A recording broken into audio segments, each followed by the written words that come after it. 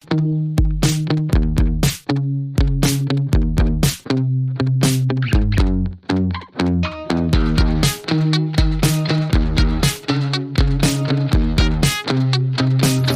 is the Andre Segovia Show.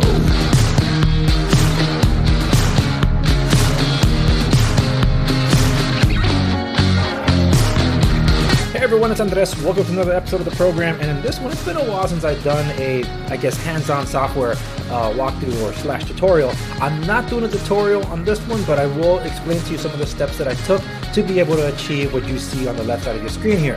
I am using the CDMA variant for Verizon of the BlackBerry KEYONE. I did buy it as soon as it became available at BlackBerry.com way back in the day. And as you can see here, here's the model number. I'm using Visor so I could share my screen from my Android here. And as you can see, it's running Android OREO. The security patch this build came with was June 5th, 2019. And here's the build number, ABY299.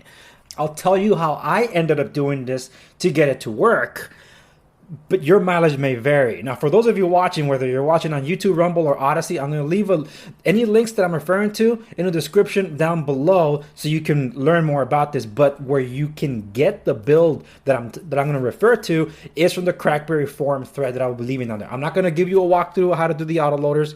I'm going to yield to other people, and I'm not going to exactly tell you what tools that you need because a lot of this was trial and error, and in the end, this is how I did it. That doesn't mean that's the way to do it. So if you want to attempt it, you do so at your own risk. That's why I'm not doing a walkthrough. I'm only sharing my experience and how I was able to get this to work. Now, people have asked me in the Crackberry forum how I got this to work, and if it is at all possible that I'm not doing this correctly to see if the phone is running on 3G towers, because for Verizon devices, this thing is still using CDMA, not just all GSM like other places that offer like AT&T, T-Mobile. So Sprint and Verizon are the last two CDMA, and basically Sprint got picked up by T-Mobile, so that's going to go the way of the dinosaur. But let me show you here as I do some kind of, showing off, if you will.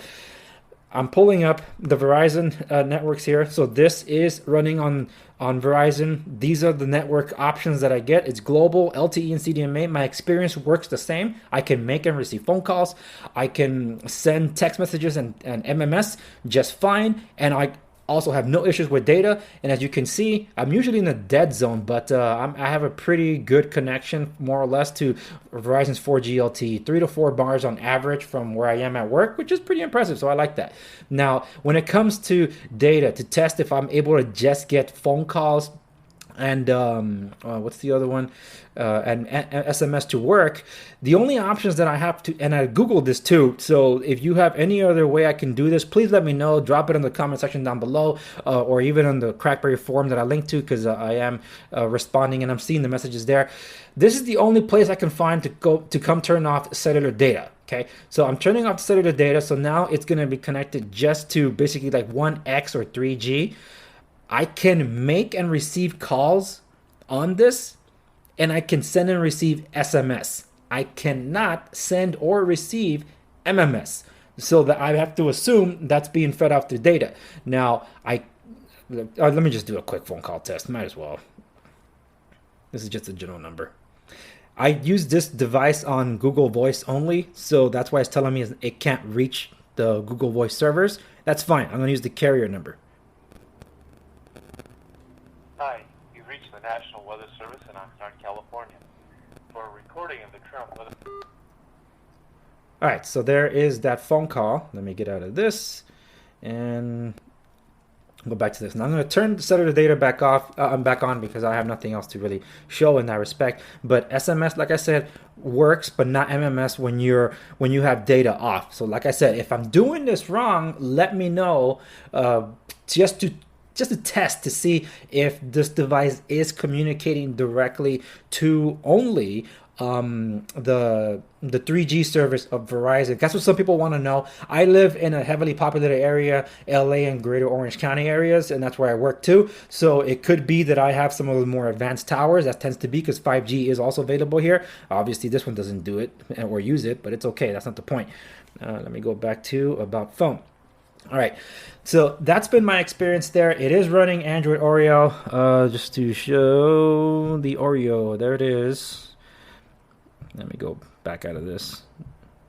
Okay. All right, now how did I do this though? How did I get the build ABY299 to work? Okay, so there are a couple of things. I do have, as you can see, because I've tinkered with a few things, I've turned my Verizon HTC One M8 into a Lineage OS phone, thanks to Sunshine, to be able to help unlock and S off and unlock the bootloader. And I've been tinkering around with the Essential phone to do the same. Priv, lost cause there, so I didn't try it.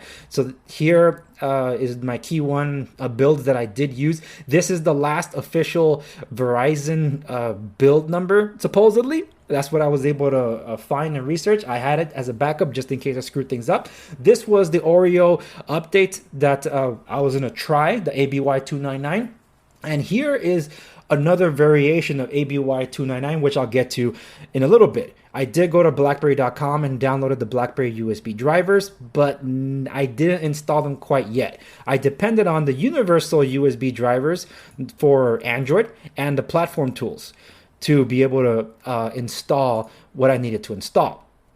So the first thing I did was try installing this guy, ABY299, which is the official one that was meant for GSM. I believe this is mostly from Europe because I don't think the 8.1 rollout happened in the United States per se, but you can still try to sideload this one. I tried it and I was stuck on fast boot. So every time I turn off the phone, turn it back on, or try to boot into the system, it would just stay stuck on fast boot. So I turned it off, back on, fast boot. So it won't go beyond fast boot when I tried installing this. So I thought, crap, maybe I screwed things up. So I tried to downgrade back to the official Verizon build, which is supposed to be this one, ABO098, which is supposed to be the January patch update of January 2019 and the crack patch for the security concerns. And when I installed this one, it was stuck on the BlackBerry logo. And crap, how do I get back into fast boot? I was manually still able to get to fast boot by holding down the power button and the volume down rocker. So that helped me achieve getting back into fast boot to try to figure out what else I could do from here. And what I ended up doing, because by trial and error, I did find this ABY299 build for this variant. It's supposed to be like a Frankenstein-ish build, and that's the Crackberry forum thread I'm leaving in the video description down below, regardless of whether you're watching on YouTube, Rumble, or Odyssey. That's the link to the forum that people have been asking me questions, and I wanted to record this video to share that experience. Since I was able to boot into fast boot, I wanted to test it, but I made sure to have these drivers. This is the moment when I installed these drivers to make sure I had the latest update on them.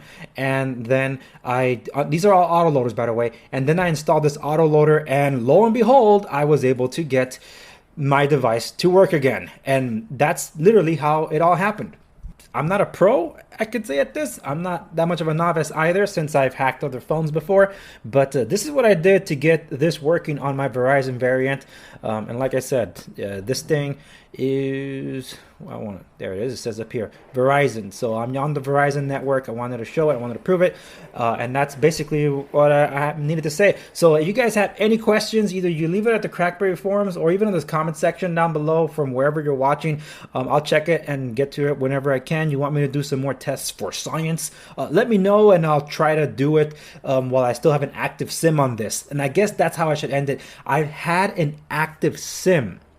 It's an active SIM that I had on my Galaxy Note 10, which I got from my Galaxy Note 9, and I've just been using that over and over again. So maybe that is why I'm able to get the service the way I do, that I had an active SIM that does voice over LTE. Could be. I don't have any other data beyond that. So anyway, thank you so much for watching. Check out my stuff at www.theandrewsegovia.com. I am a realtor in Los Angeles, Orange County area, so if you're interested in real estate resources, you can go to segoviares.com. Links are available in the video description down below. And I have a podcast, which is available across many different podcast distributors. But anyway, that's it for this one. Thank you so much for watching, and I'll see you on the next one.